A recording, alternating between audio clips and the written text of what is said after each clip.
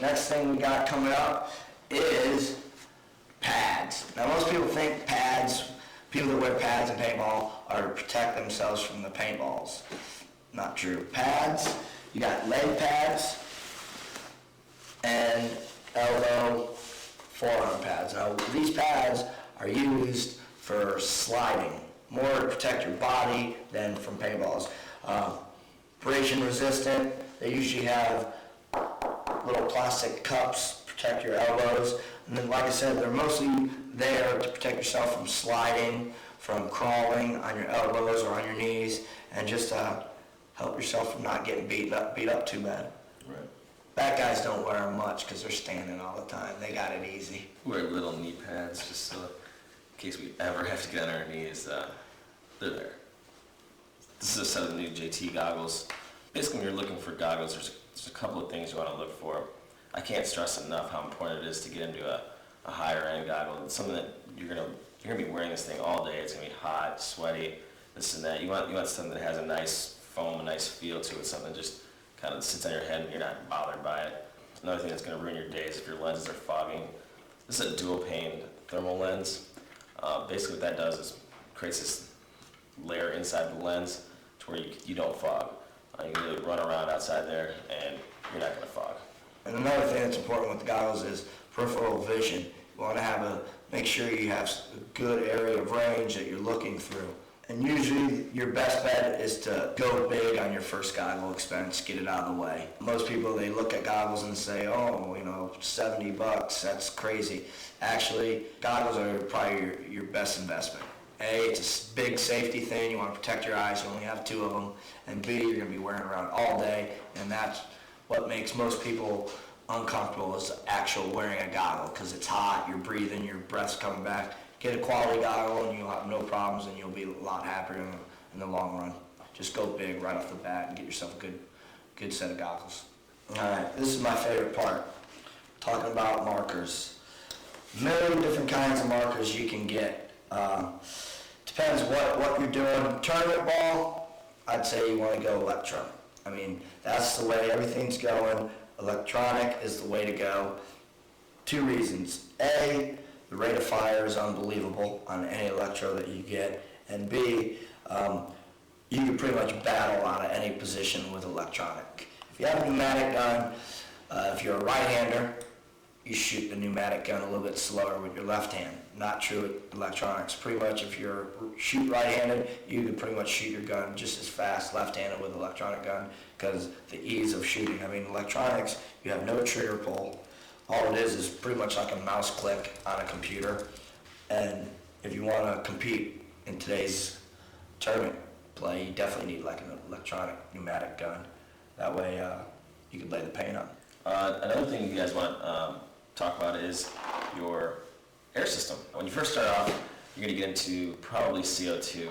One of the most common sizes is probably 20 ounce. Yeah, 20 ounce. Yeah, 20 ounce is a good size. And that's going to be in your starter guns, your mid-level guns. I mean, typically you don't want to get into that when you're talking about a electronic gun. That CO2 gets in there, forms liquid. That's water and electronics don't mix. Compressed air is the second step in air systems. That's something that you want to get into a 4,500 PSI. Don't even mess around with 3,000. You get a lot more bang for your buck with a 4,500 system. Play an entire game, few games ever filling your tank. And this is an 88 system. Basically what that means is an 88 cubic inch tank. So I have 4,500 PSI throughout 88 cubic inches. Rocky, on the other hand, what size bottle is that? A little 45 cubic inch for us front players. This is the pop bottle, I like to call it. That's the baby bottle. This is a cute baby bottle. This is all you need if you play front. And with your compressed air system, of course, you get a front regulator, and all that does is regulate 4,500 PSI that's in your bottle down to whatever marker that you decide on getting, down to that PSI. Right now, this is 4,500 into 450 PSI, so it cuts down quite a bit. Markers and compressed air systems are pretty high tech, so before we end up leaving you guys, I just want to make sure, let you know, go to your pro shop, ask those guys. More than likely, they should have a couple people that actually play at the shop And I mean, ask them what they use. See if you can go in the back and try out some of the guns that they have on the wall. Try to shoot a barrel. If they're a straight up pro shop, they should pretty much let you shoot that gun before you get it. And don't be afraid to ask questions. I mean, we all start at the same spot. Don't think that a question is going to make you look stupid. Just go out, ask all the questions you need to ask, and definitely go through a shop. And you should be good to go. That's now that we went over all the basic equipment stuff. Grab your kit. Let's go out and get on the field. Let's do it. Yeah. Peace. Later. Adios. Bye. Now that you've got your gear, you need to know what to do with your gear. What you got to realize, paintball is just a big strategy match. It's almost like a chess match with markers. So what you need to do is walk the fields. We got our field captain, Scuba Steve here. He's going to help me out. What's up, Rod? What's up, Doc?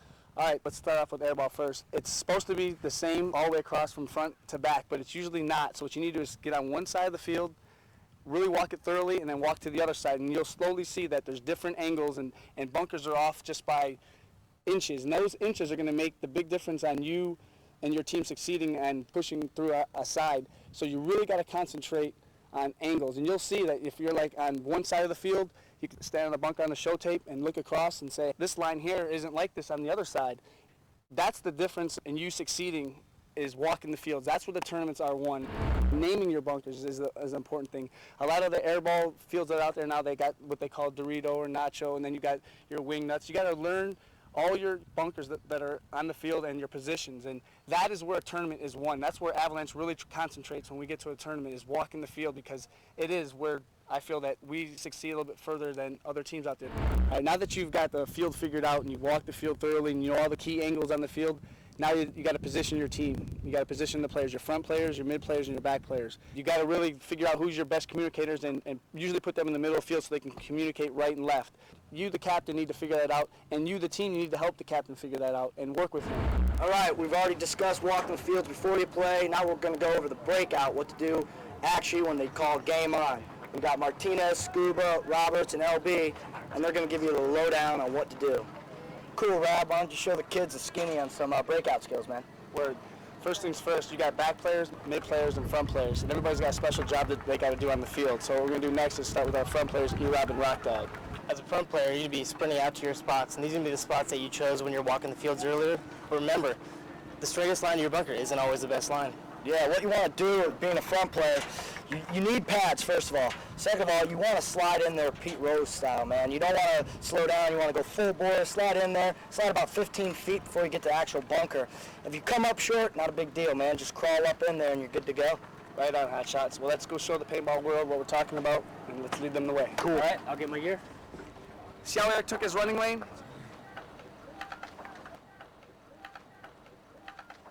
Watch what happens when he just runs directly from point A to B. Now watch how the Rock Dog slides. Notice how far he is from the bunker.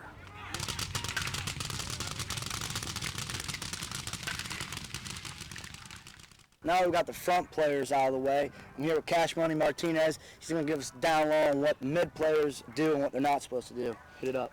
Mid players are very important. Mid players come out shooting with their head up, paint in the air, making sure they put down the front players that are trying to move into those front spots. Eliminations in the break are very important, and back players and mid players are the key people to make that happen. Now say you're on the breakout, you guys have come out and you guys are mowing. What happened if you guys are getting sweet spotted yourselves? You run and hide, but it's important not to be scared. You got to get in your bunker. Make sure you live. You can't do your damage if you're dead. Cool, Cash Money. Why don't you show me how it's done then, man? All right, then check this out. Right, chill. I'm coming out with my gun blazing until the last 10 or 15 feet, throwing paint at people. Then I need to get in my bunker. If I start to pull up and realize there's a lot of people shooting at me, I'm just going to get in my bunker quickly.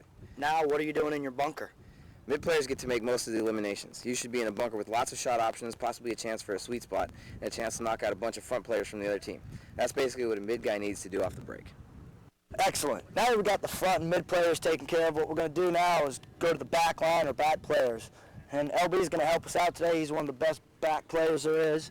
Tell us what's up, LB. Basically, as a back guy, you're not going to do a whole lot of sprinting and diving at the initial start of the game.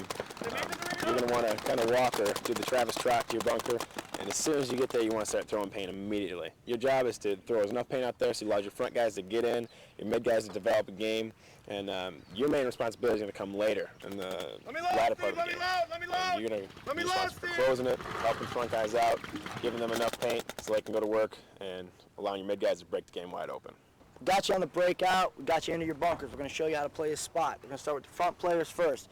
Got Eric Roberts, Scuba Steve with me. Scuba, so when you're doing your thing, what's going on? Well, as a front player, my job for the team is to get up all the way to my first position, and if at all possible, to keep moving forward. Because as I'm moving forward, my mid players can start coming in, taking my positions, and then the other team then has a hard time locating exactly where I'm at, and then it opens the door for the team to keep doing what it's got to do. Another big thing is communication. Communication is the biggest part of the game.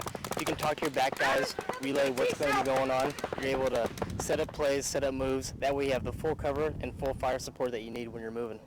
And what you got to realize when you're playing the front, you're the farthest guy up on the field, so you're the #1 priority to the other team. I mean, you got to learn, once you get into your bunker, you got to stay there, stay down, chill out for a little bit. For the first 5 minutes, just hang out. Remember, if you have 3 guys up on you, shooting at you, that frees up everything. So that means there's 3 guys on you, that leaves the mid players open to do whatever kind of damage they want. Cool. That takes us to what the mid players or insert players are looking for. Today we got 2 of the best. Chris Glory Boy Lasoya, by far one of the best players in the world. Cash Money Martinez. You blink 2 seconds and these guys are stabbing 2 or 3 of your guys right off the bat. Yeah, this is what makes the game the best, being a game breaker. What you do is you get to get up the field, see the field. It makes it the most fun and the best part of the game by any means. You get up the field, you see your eliminations, you kind of get most of the glory. You take away from the front guys because the front guys do all the work, but you still get up there, they still cause a little confusion. You get up front, you make the eliminations, you break the game, and it helps out the other team to move up the center in the process. It's definitely most important for the mid guys to break the game. They find the seams, they pick their spots, they move in when they see the right time. You know, if you look seconds away, 2 minutes later you ain't looking around, the mid player's going to be up in your grill, putting it down on you. So here's what some bomb digging mid players can do for your team. Watch. Wait.